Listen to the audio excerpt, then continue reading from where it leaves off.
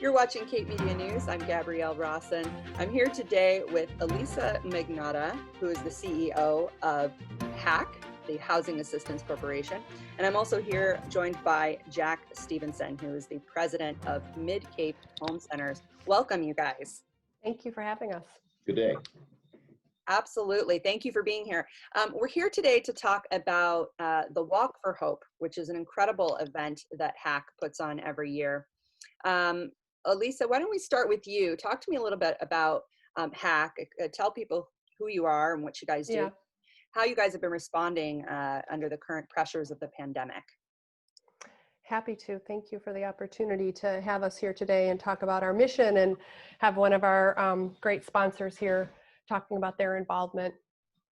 I like to think of Housing Assistance Corporation as one-stop housing for anything that anyone would need for housing on Cape Cod. And we have programs that help middle income, low income, and people who are literally homeless. And during this pandemic, we've had to shift from services that really require, face-to-face interaction and in some cases wet signatures, live wet signatures from people, to being able to continue to serve people in a virtual environment. So pretty quickly we had to innovate, buy some new technology, and retrain our 115 employees of how to adapt and respond in this really challenging environment. But we felt very, very strongly that we had a housing crisis before, right, Jack? Like we've talked about this, we have an inventory shortage. Affordability and access to housing was an issue before the pandemic. This hasn't helped with people being jobless and not being able to even move within our market. So Yes. For us, it was really, really clear. We had to figure out a way to respond quickly, and keep our people working and help keep people housed.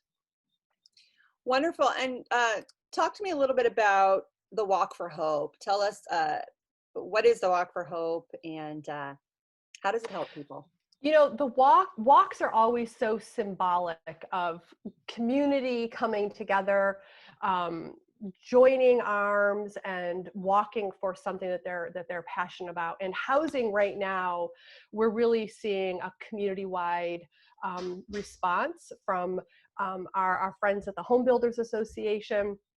Right, Jack, you were going to talk about this, of coming together to help our Workforce Housing Relief Fund, us all coming together to really put a highlight the importance of housing in our region and in our lives. I think when the best cure for the pandemic, for COVID-19, is to quarantine at home, we quickly realize how important it is for everyone in our society to have safe, affordable housing. It impacts our healthcare system, it impacts our economy, it impacts all of our quality of life. So to me, the Walk for Hope is just an emphasis and another point to stop and pause and say, yes, housing matters, and having housing for all in our community matters. And great sponsors like Jack and Mid-Cape and the Home Builders Association that are, again, locking arms with us and walking that path and talking about the importance of housing and building housing with us, to me, is really symbolic of our great community of Cape Cod. Absolutely. And I want to talk to you, Jack, about your involvement. But before I do that, can you tell us, Elisa, how exactly are you going to do the Walk for Hope here? Is it virtual or It's is virtual. it a walk? Yeah, so we sent everybody t-shirts. They have teams, they have fundraising pages. Again, really great colleagues and team members who looked out and said, we can't stop, we got to keep working. This is too important just to, sit back and wait. So how can we innovate and adapt in this market?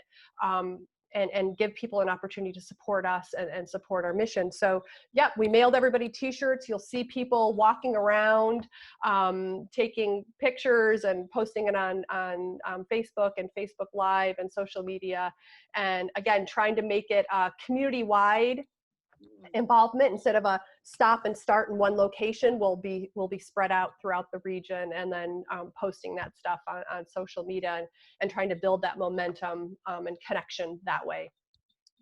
I absolutely love that. Jack, talk to us about your business, Mid Cape Home Centers, and some of your work in the community, and also your involvement in this walk and why it was important for you to be a part of it. Thank you, Gabby. Well, Mid-Cape, this is our 125th year, which is ironic. We had a bunch of celebration planned for 125-year celebration. We've had to postpone them until next year with the pandemic. But we're always proud and happy to be part of the communities and giving back, with our stores in all locations on the Cape, or all cities in the Cape.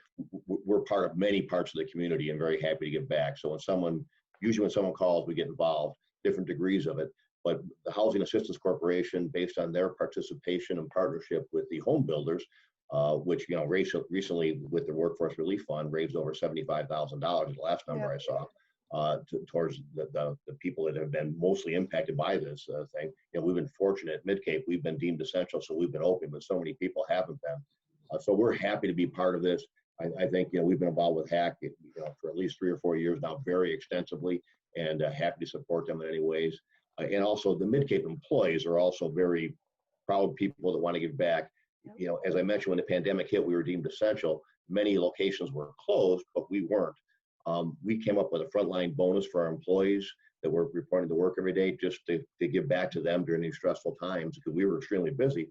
And towards the end of the fund, we asked the people if they'd like to donate the money to any community things.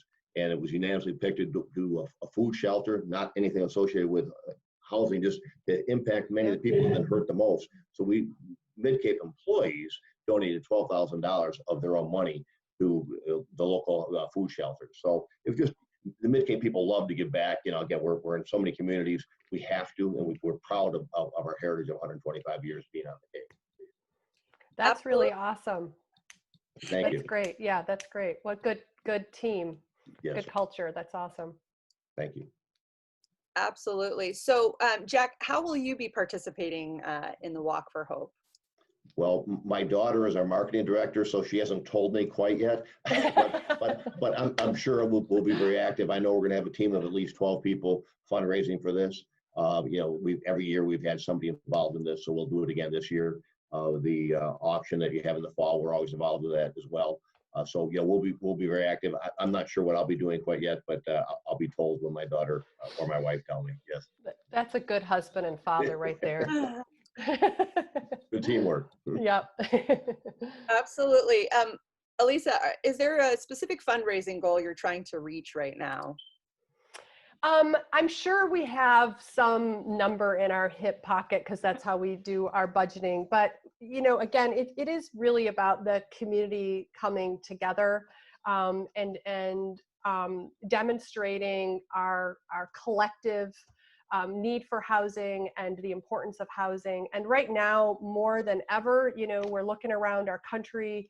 There are a lot of people hurting, not just from losing jobs, but from systemic racism, and a lot of housing policy has systemic racism is in it. And I think now more than ever, us coming together and being united and really demonstrating that we are one and we are one for all is it doesn't matter how much money, right? That's secondary. It's really about us as a community walking for those of us who are most fragile and those of us who need safe, affordable housing.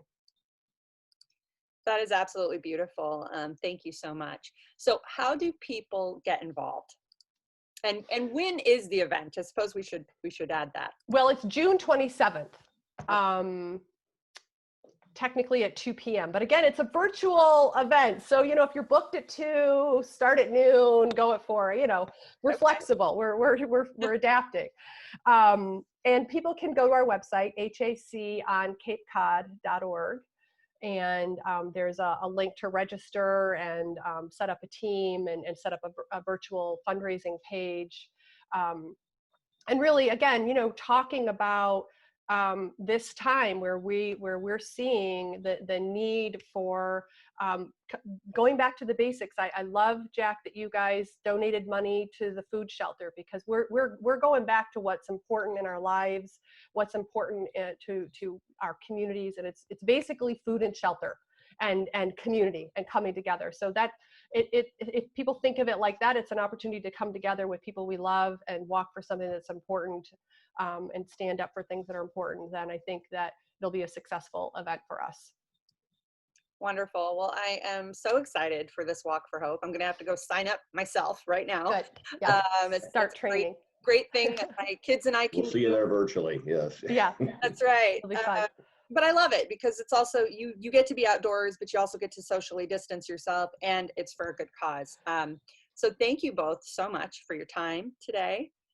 Thank you. And for our viewers, if you are interested in participating in the Walk for Hope, go to hackoncapecod.org.